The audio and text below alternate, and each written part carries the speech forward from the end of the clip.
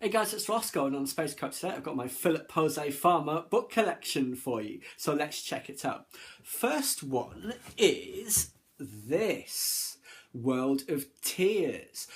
We saw that briefly in one of those, I think it might have been in Futuropolis, it was a cutout, or it was an inset picture for that. Which book is this? I think this is the first one in that sequence. I picked this up from a charity shop for £1, haven't checked it out yet, but very much looking forward to it.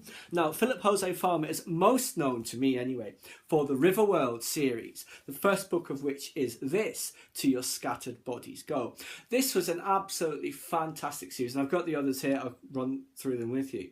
But basically everyone who ever lived after they died, they wake up on this planet that has been terraformed, so it's just one giant river valley winding all around like this, and the valleys are enclosed by impassable mountains.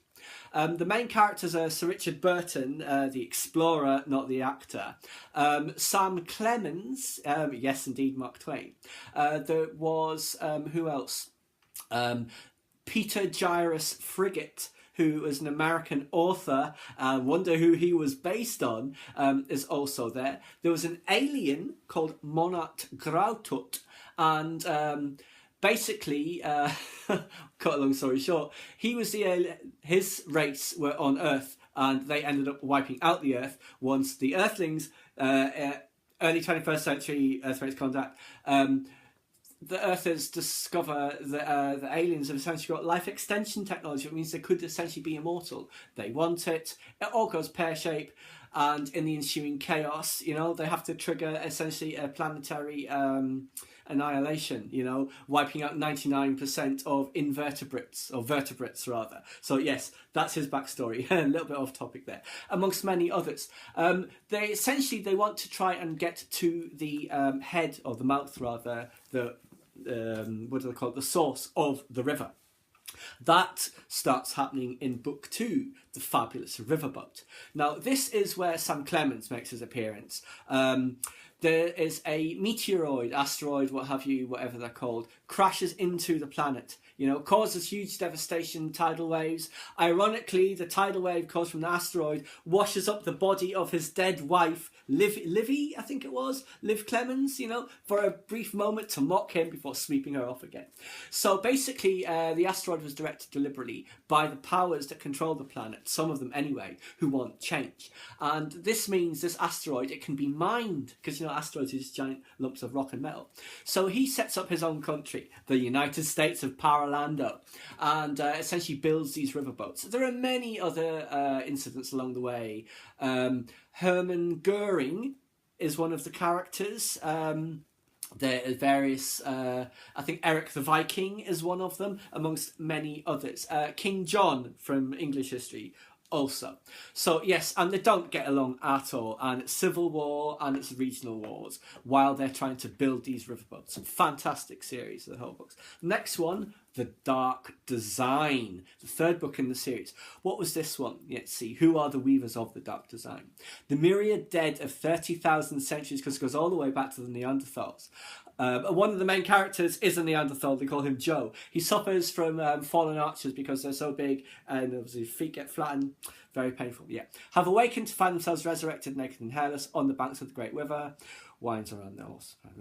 A few resourceful and intrepid individuals attempt to trace the source of the river, among them Sir Richard Francis Burton, Mark Twain, and Peter Gyrus Frigate.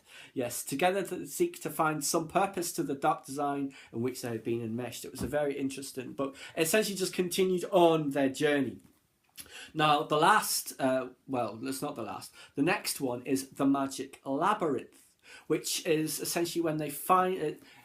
It concludes with them essentially getting to the tower. Yes, thoroughly enjoyed that because there's 2 riverboats and they fight. In this book, I think it is. You know, all that technology on that world's all destroyed. It's terrible. And the last book is this one, The Gods of Riverworld. This is where the main characters that have survived are now living in the base. The aliens, I forget if they were dead, if they were evacuated or whatever. The humans have essentially taken control, you know. But it all goes wrong Yes, indeed. Fantastic. That image that you can see there, the top level of the tower is divided into giant compartments, big enough that you'd think you were in the wide open space like that. Many different habitats, like that one obviously is like, say, prehistoric. Another one was based on, say, Through the Looking Glass, because Alice, the historical Alice, that those books were based on. She is Richard Francis Burton's lover in this. And he also stumbles across, I think, his old wife as well, if I recall. All those billions and billions of people. Yeah, no, it's a small world considering there's 30,000 centuries worth of humans there. But yes, a fantastic series. Absolutely raced through it in the wrong order, by the way, because the first one I picked up was Gods of Riverworld, because I didn't know the series or anything at all. Really liked it, but as I was reading it, I was thinking, I'm missing something here. Because it was reference obviously to things that had happened that I didn't know what they're talking about. I did actually end up reading that series in reverse order. So it was 5, 4, 3, 2, 1. I know I should have started with 1 and worked through, but I don't know what that was all about. I was a teenager, go figure. I do thoroughly recommend that series to you. I don't know if it's still in print, to be honest. You do see some of his books cropping up from time to time, like the ones, I think it's at like Phineas Fogg, someone like that, I think, in his time travel adventures. I'm not sure. They're the ones I've seen recently. I think Philip Jose Farmer's still alive, but he must be into his 90s by now, because he wasn't young in the 80s, I think.